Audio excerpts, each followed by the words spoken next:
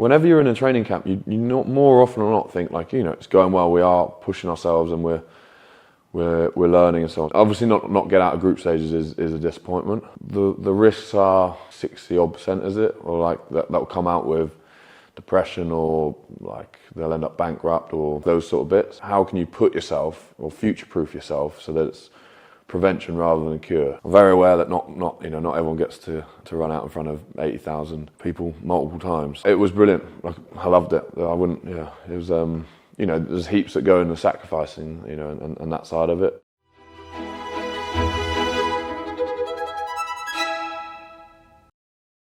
Good morning. Morning. How are you doing? Good, thank you very much. How was your journey in? 10 minutes late, so it was a bit stressful, but yeah. So let's talk our favourite sport. What was early life like at Saracens? Early life, I didn't do academy, so I went straight from school, so probably like slightly different to definitely that group I went into. There was like a lot of them had been there since 14, 15 maybe. So for me, I came in like skinny, couldn't really catch or pass, and yeah, it was just like they were probably ready to go train with the first team. I definitely wasn't. So like the first year for me was eating, gym, and skills, and it was like that every day pretty much. So yeah, and I think it's good because obviously I hadn't done gym before, I hadn't really focused on rugby before, apart from your school and club bits, which are probably a bit more social led. I enjoyed seeing the improvements, enjoyed seeing getting stronger, getting fitter, and every now and then being able to catch. So it's always fun seeing progress, and in that stage, surrounded by like good food nutrition programs, good weight programs, good skill programs, but also a bunch of players that were clearly a lot better than you. If you want to work, then the only thing you can do is improve in that state. Saracens, the whole career except for Japan. Mm-hmm. What was that like? How come you stayed for so long? Yeah. A good journey, and I would call it that. Like there was a good group of us at the start of it. Maybe we had an academy which had sort of Owen, Jackson Ray, Jamie George, Wolf Fraser, a good load of players which kind of definitely stuck together and went through that whole journey. And a lot of them still there now. So that was fun. Like we're definitely maybe the backbone of that, kind of especially growing up through that. So yeah, the progress there was good. I think we lost a lot of key like finals, and then obviously went through a period of winning a few key finals. So yeah, it was good. It was nice, steady progress. We had very good coaches who kind of kept things interesting, kept that spark about it. And yeah, I think that's a key thing. Like the same thing is pretty much week to week. 90% of the material will be the same. So it's like how do they keep a player who's maybe been at a club for 10, 15 years or so engaged? I think there's obviously been strides forward in sort of programming and recovery, but like the biggest one is like how coaches treat the mental side of it rather than the physical side. That's where I think the growth is in the next going forward, but also probably in the last 5 years, that's where the real growth has been. What do you think needs to be done? Like, I think off-field stuff is a huge thing. I think like making yourself so you're not fully comfortable, but you're not like you're not on edge the whole time. I think that's the state I'd imagine you want a player. You want them sort of, that they're not like they're sitting back with an armchair and a cigar, but you want them sort of on the toes a little bit, but by no means like scared, edgy, scared of who they can't talk to. You don't want them like tiptoeing around the building. You want them like celebrating themselves for who they are, but having a full-on awareness for what needs to be done, what people are around them, how people take criticism, how people don't, how people enjoy themselves, how people don't. Yeah, because everyone's pretty different. That's what you realise quite quickly. What do you mean by on edge? Like you'll have coaches where you will be walking around and you're not like you don't really know where you stand. You have players you don't really know where you stand with them. I think like a good culture, a good club will always, they'll at least whether they like each other or not, they'll have like a real respect for each other, good understanding of what makes them tick, what makes them improve, how they like enjoying themselves, how they all those different things. I think you just don't want to. I wouldn't want to ever feel awkward around someone. That's probably an easy way of putting it. Like if I'm sitting there and it's like, and then I get up and go, it's just like that's, you know, you can't play to your best at the end of the day with that sort of situation. So, however the club or the player needs to do it, or the coach needs to do it, so that people can just, you know, sit down like this and relax and talk shop or talk whatever, then that's probably a better place to be than sitting here awkwardly. What about your England career? What about it? How would you describe it? Was it fun? It was fun, yeah. Of course, it was fun. Like, I mean, I'm very aware that not everyone gets to run out in front of 80,000 people multiple times. So yeah, it was brilliant. It was really good. I loved. Again, for me, it was like kind of a steady progress. So it was like my first LV Cup game, my first premiership game, European game, then Saracens, then like on the bench for a bit, then starting, and yeah, so it was like I could see the next chapter ahead of me every time. So yeah, it was brilliant. Like, I loved it. I wouldn't. Yeah, it was. You know, there's heaps that go into sacrificing, you know, and that side of it. But yeah, I think to be paid to do something like that is definitely a privilege. Could you go into a bit more detail about what you mean by sacrifices? Sacrifices like body bits, you know, like you might need an op at the end of the season, and you're hanging on to do a summer tour, and then so those bits, countless like weddings and bits like that, you know, like everyone plans it for the summer, and then suddenly you get picked and you can't go. You can't really book any holidays because you don't know whether you're going to be having an op, you're going to be injured, you're going to be on tour. So like those sort of things, I think some like relationships probably sacrifices with family, friends, obviously partners and so on. But yeah, like you're having an amazing time and you're doing something that, you know, like hardly any people get to do. But then also clearly you're missing out on heaps. But they're tiny sacrifices compared to, you know, the benefits and the privileges we'd have had, which definitely are privileges. Does that ever take a toll on the mental when you are playing? Yeah, I think like some people will really understand it. Like my brothers, my parents, and that will really understand it. But you know, sometimes it might be hard explaining to a friend that you can't go to a wedding or can't do this or that when you know you definitely want to, but like it's just not productive. You can't like go into town. You know, the night before like a game or something and go to a wedding and those sort of things. I think definitely at the start of my career I was very wary about, that's going to affect everything, that's going to affect my performance, all that sort of stuff. There is a balance. I think you get through kind of midway through your career and go, okay, well I've got to enjoy things, but I've also got to take things seriously. And I think that's where you find like the right balance. Obviously if you go out the other end and then don't give a shit and go to everything and then get plastered and turn up, you've lost the plot. There should be a balance. You can't be taken, it can't everything be taken seriously, because your longevity, especially as we see sort of through COVID and so on, like, your longevity of, your mindset won't be able to last like that, I don't think. But yeah, I think main sacrifices, yeah, like you're always on the road, you don't have weekends, it's hard to plan things, and they definitely take their hit sometime, but it's part and parcel of professional sport, and I think more often than not people take that role, embrace it, and move on. But yeah, you quickly, like the ones that lose their heads will definitely be the ones that maybe can't balance that right, and it's a tough thing to balance. Are we able to talk a little bit about 2015? Yeah. World Cup? Yeah. I don't know if I remember too much, to be honest, but yeah, fire in. Just that whole campaign. What was that like? What were some of the emotions going on at that time? Yeah, tough one. Like whenever you're in a training camp, you not more often than not think like it's going well. We are pushing ourselves and we're learning and so on. So I didn't feel, especially at that point in my career, it was more of the earlier stages in my international bits. So I didn't really have a feeling for whether like we were in a bad spot going into World Cup, in a good spot, but obviously not get out of group stages is a disappointment. I think it's fine margins, like a couple kicks, one or two kicks, a penalty here or there in the Oz game, like those things add up, and then you're suddenly kicked out. But I think Probably the disappointing thing was the fallout off the back of it. I think like that's when you think you're a team and then like something bad happens and then there's a fallout off the back of it and people are bitching. Then that's like, oh, clearly we weren't good enough as a group. We couldn't stand that pressure, and I'm talking more really the pressure off the back of it. Like it's probably a telltale sign that we weren't prepared. But yeah, I think they're my thoughts, I reckon.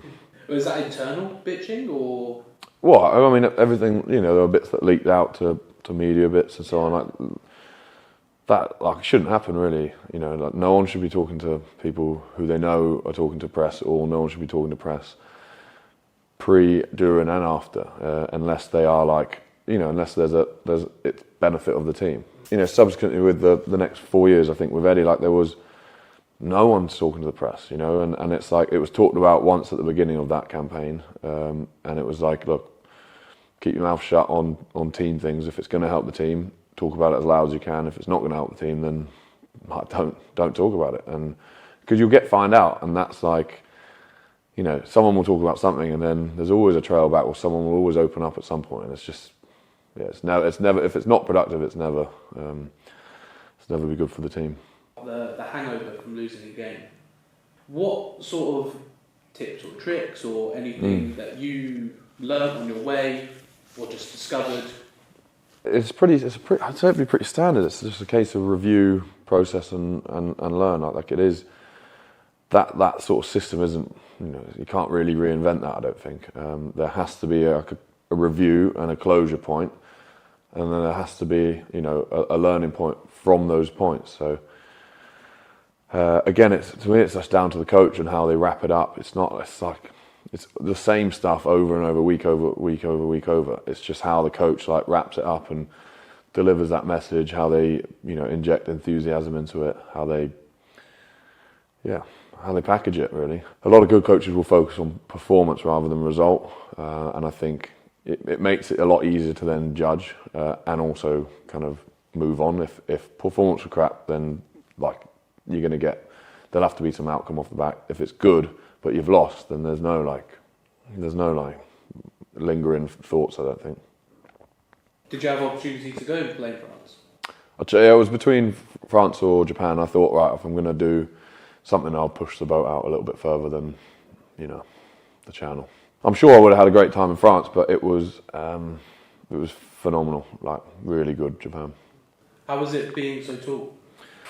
Whoa, weird. Tall, blonde, and like a beard. So pretty much and like blue eyes. Pretty much everything different to what a normal Japanese lad would be like, or lady. So it was interesting. Like when I'm walking down the thing, you can just hear like, and not because of rugby, just because they're so blown away by like what is going on.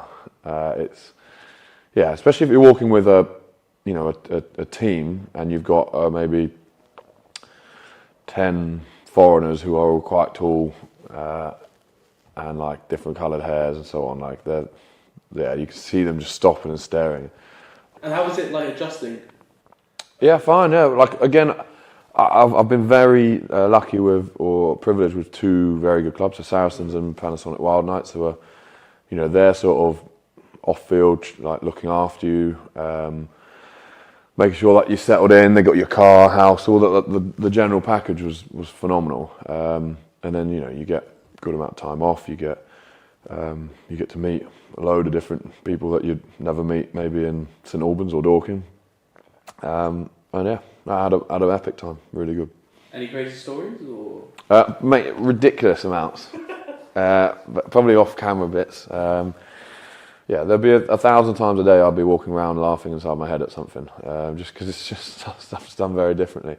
Not to say it's bad or good, it's just done very differently, There's a process to everything, and it's just, you got to just sometimes go, wow, okay, this, yeah, but no, it's good, plenty of good stories. Have you brought anything back from Japan with you, sort of like mentality-wise? Some chopsticks.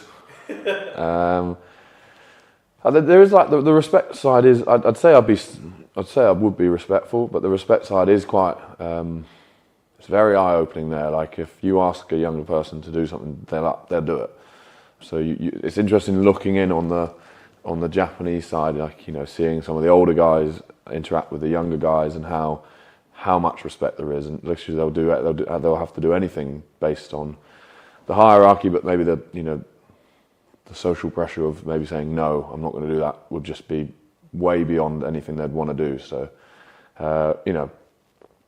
just very interesting. So like I was going to I went to go grab some food, and one of the older guys was like, look, this guy will come pick you up. And I was like, it's fine. It's like 5 minutes down the road. I can walk. It's fine.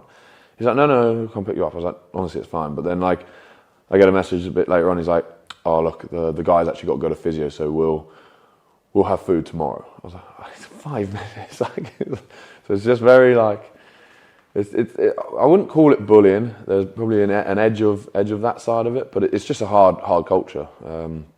So there's the good and the bad, and it's and everything in between. But I'd say that sort of maybe a good reminder of respect to, you know, your elders as such. Their sort of wider culture. There's a lot of depression. There's the highest suicide rate in the world. It's an interesting one, and it's like, from what I've seen in the 2 years I was there, it was very much, and the people I've spoken to who live there and work there and so on. It's hierarchical, so like, you know, it's very dictated by the person above you, whether they are better or worse or so on. It's ingrained into their sort of society as such, and like I think that mold's gradually starting to break a little bit with, you know, Western influences and so on. So it's an interesting spot they've got there. I think there's heaps right about it all. You know, there should be respect, there should be all these sort of things, but like, I think you should also be able to question someone who's above you. You should be able to have that dialogue, especially in a team's, you know, sport or a high performance environment. Like, it's good to question. It shouldn't be feared as such. So, shall we talk bar bars? Yeah, sure. You wrote on your Instagram, I think it was a ridiculous week. It was a ridiculous week, yeah. What do you mean by that? It's just a week of entertainment, really. It is. That's like it's like, I don't know. People go their whole career doing maybe prep weeks for big games, prep weeks for international games, and then like for me, I came and I finished my career on a week which was essentially a 5-day intense stag do. So not like a relaxed stag do, an intense stag do, into, you know, sitting there Friday morning with probably anxiety levels higher than I've ever had before, going, I've got to play an international game. I'm cramping getting out of bed. So like those sort of things, I think, yeah, it was brilliant. It was really, really good. I like the fact that it was like there was a good bunch of French players there, because I've always been somewhat interested in France. I never took that leap. So you got a good flavour for what they're like on and off field. What were some of those feelings and thoughts going, oh, this is my last game? Yeah. I don't know. Excitement rather than anything. I didn't see it. I could definitely still continue playing. So I think for me it was more excitement that I was probably going out on my own terms, but like really enjoying the latter stages. I think Japan was brilliant for me. It allowed me to, like, my body to take a little ease off. Like I was 10 kgs lighter than I was when I was in England. So even that like makes a difference on your ankles, on, you know, all those sort of bits. So I was enjoying it.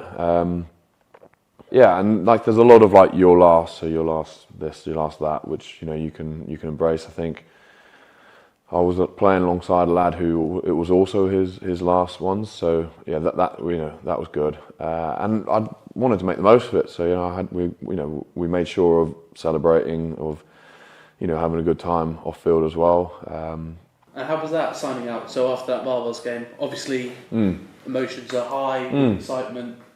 Next day, I think it was our wedding the next day. Like these sort of things are just you crack on as the next thing.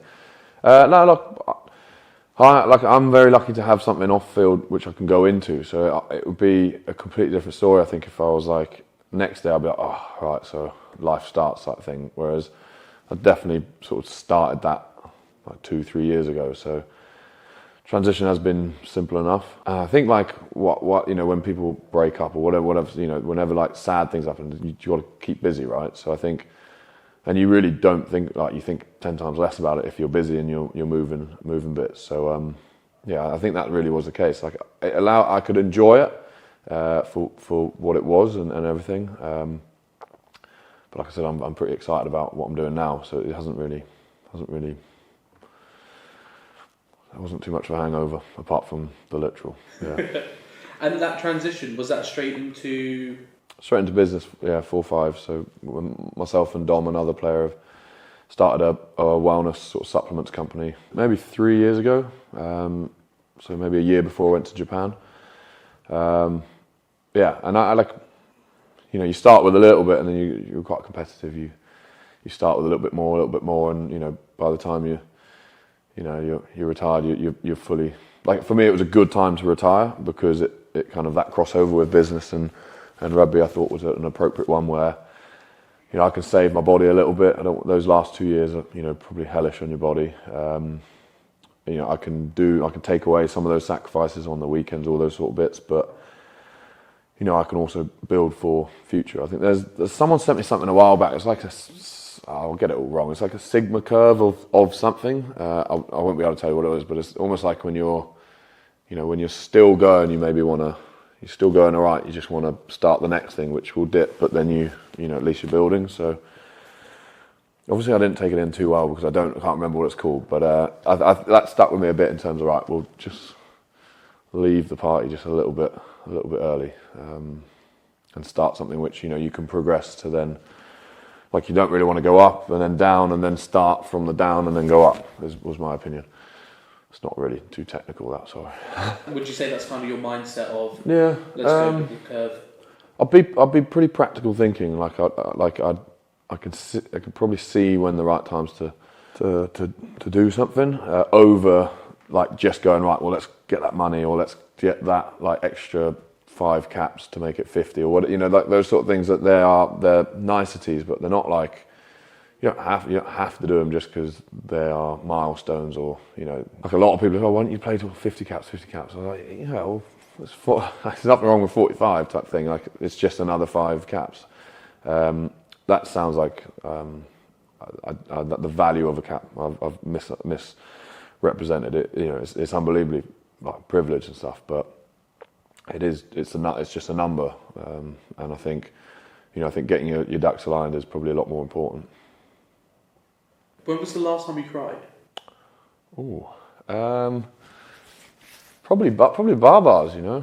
I think it's a sad moment. It's the signing off of of your half your like life's trade, I guess.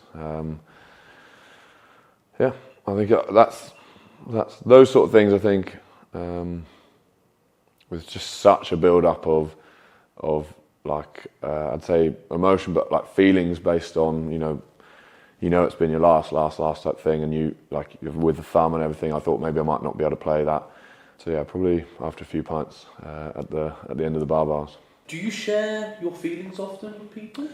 I think that's probably a trait of a male professional athlete that maybe wouldn't. No,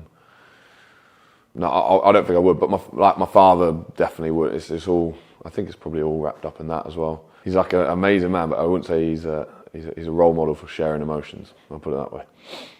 So is that something you've taken after, or? Yeah, I don't know. I don't think like you can blame the person who above you, or like your father or whatever, or one person. But like I don't feel like I'm emotionless, but like I'm probably just err on the side of being less emotional. Do you have someone to talk to about stuff like that? Yeah, like you can talk.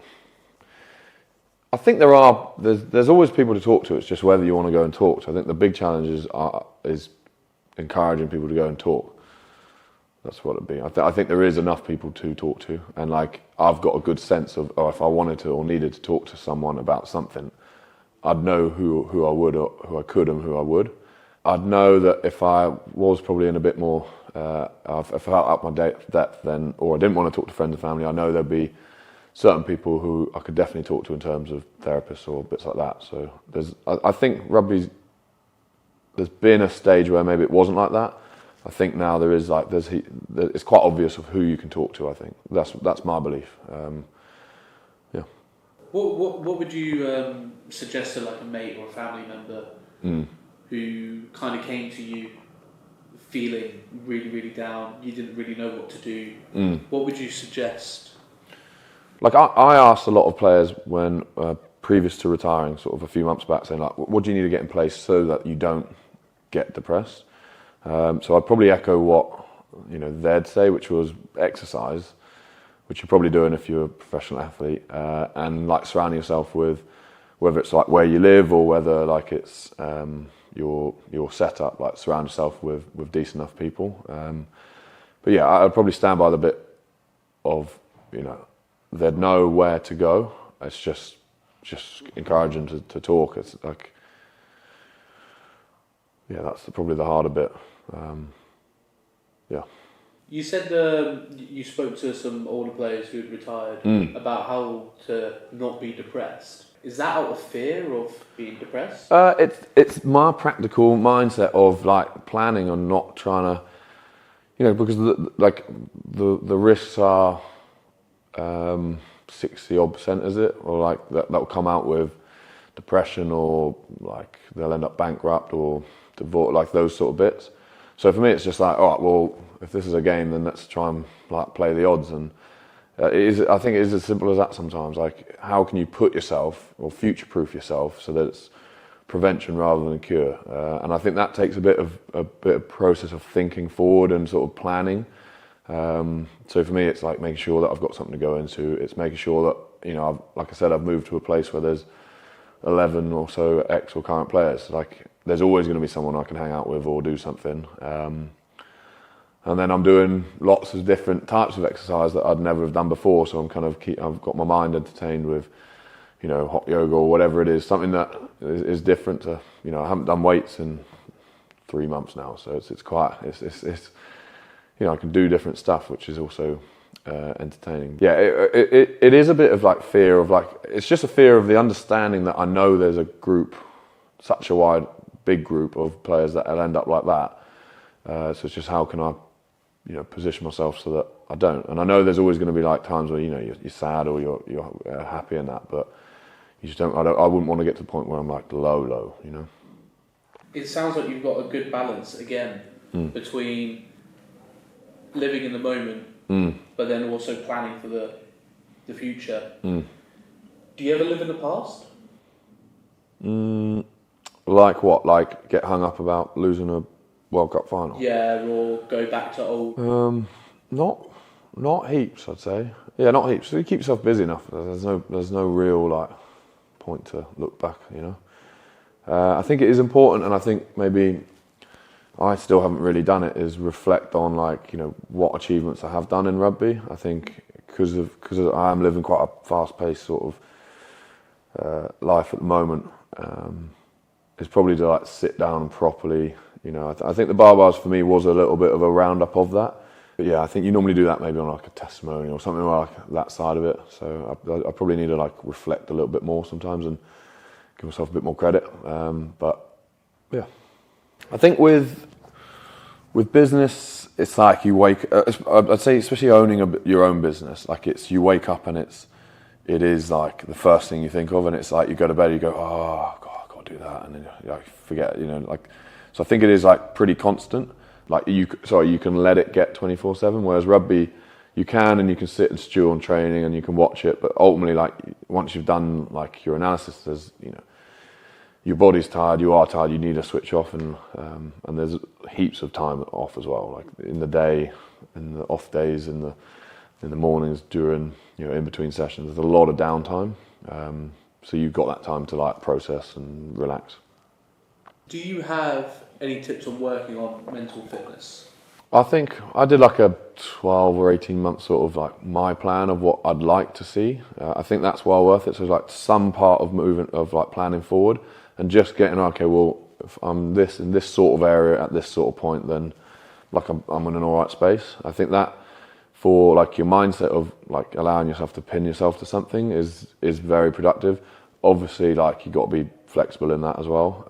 So I'd say that, and then really like the other two things of you know what I got told was like hang around with a good group and keep doing fit, you know, keep your fitness up and keep like doing something that you're enjoying, which is active. Because like we've gone from doing heaps of fitness to then if you're in a job doing, you know, 9 to 5 or whatever, and you don't get that fitness in, then even that is a huge change in itself, and enough probably to spiral some people. Yeah, I do think it's good getting stuff off your chest, and the amount of times like you'd maybe hold something back and be like, oh, and then you get it off, and you're like, oh, that was way too easy. Like I feel a lot better now, but also like why didn't I just express that earlier? Excellent. Thank you very much. Thank you. Appreciate it. Cheers. Cut.